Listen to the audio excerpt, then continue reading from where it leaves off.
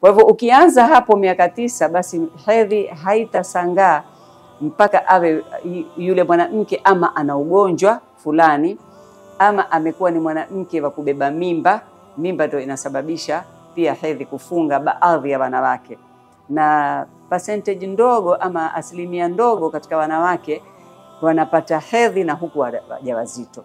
Hiyo ni asilimia kidogo sana, lakini wako wanawake wanapata hedhi na huku ni wajawazito.